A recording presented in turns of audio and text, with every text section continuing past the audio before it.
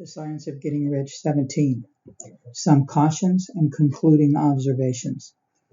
Many people will scoff at the idea that there is an exact science of getting rich, holding the impression that the supply of wealth is limited. They will insist that social and governmental institutions must be changed before even any considerable number of people can acquire a competence. But this is not true. It is true that existing governments keep the masses in poverty, but this is because the masses do not think and act in a certain way.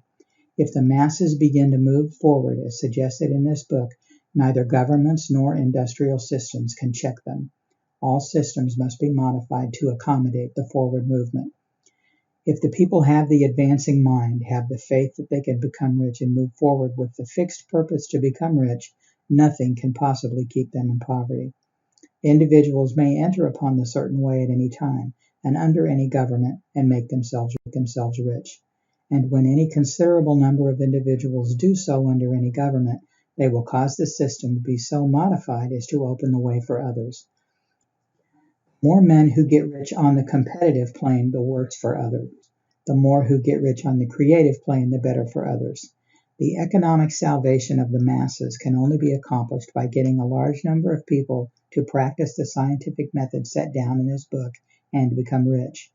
These will show others the way and inspire them with a desire for real life, with the faith that it can be attained, and with the purpose to attain it. For the present, however, it is enough to know that neither the government under which you live nor the capitalistic or competitive system of industry can keep you from getting rich. When you enter upon the creative plane of thought, you will rise above all these things and become a citizen of another kingdom. But remember that your thought must be held upon the creative plane. You are never for an instant to be betrayed whenever your supply is limited or into acting on the moral level of competition. Whenever you do fall into old ways of thought, correct yourself instantly, for when you are in the competitive mind, you have lost the cooperation of the mind of the whole. Do not spend any time in planning as to how you will meet possible emergencies in the future, except as the necessary policies may affect your actions today. You are concerned with doing today's work in a perfectly successful manner, and not with emergencies which may arise tomorrow. You can attend to them as they come. Do not concern yourself with questions as to how you shall surmount obstacles which may loom upon your business horizon, unless you can see plainly that your course must be altered today in order to avoid them.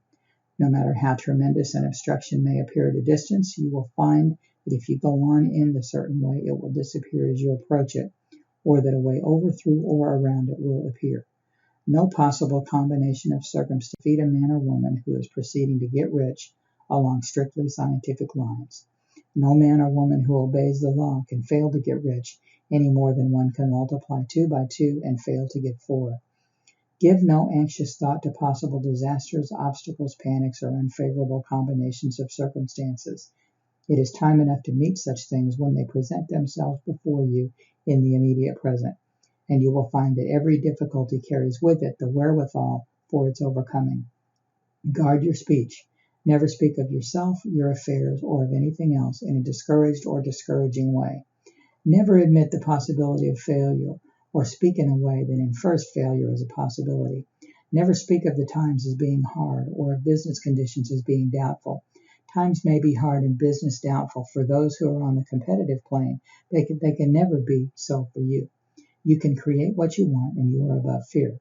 When others are having hard times and poor business, you will find your greatest opportunities.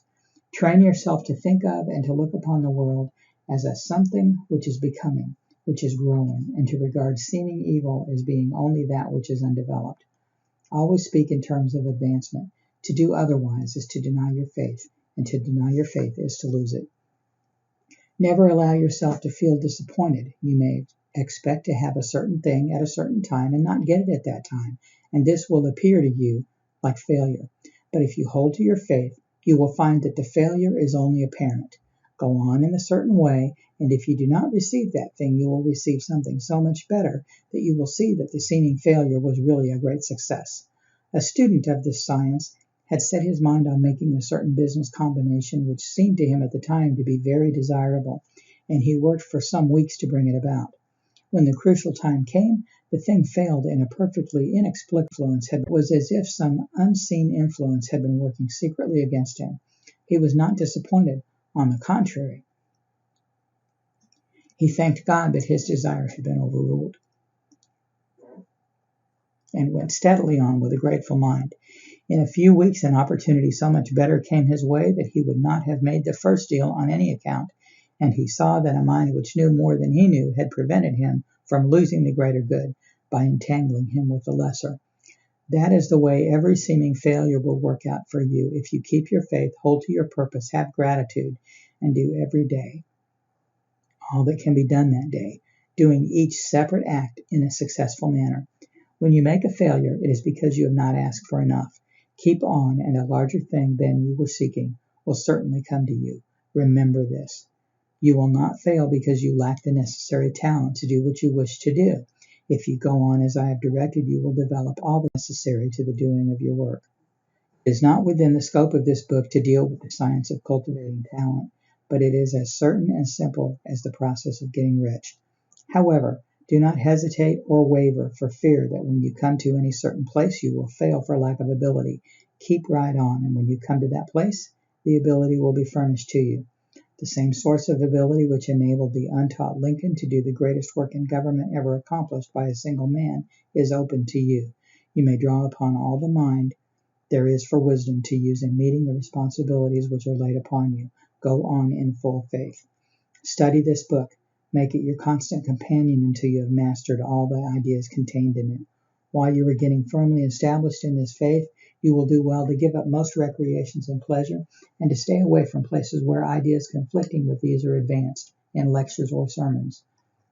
Do not read pessimistic or conflicting literature, or get into arguments upon the matter. Do very little reading outside of the writers mentioned in the preface. Spend most of your leisure time in contemplating your vision and in cultivating gratitude and in reading this book. It contains all you need to know of the science of getting rich, and you will find all the essentials summed up in the following chapter.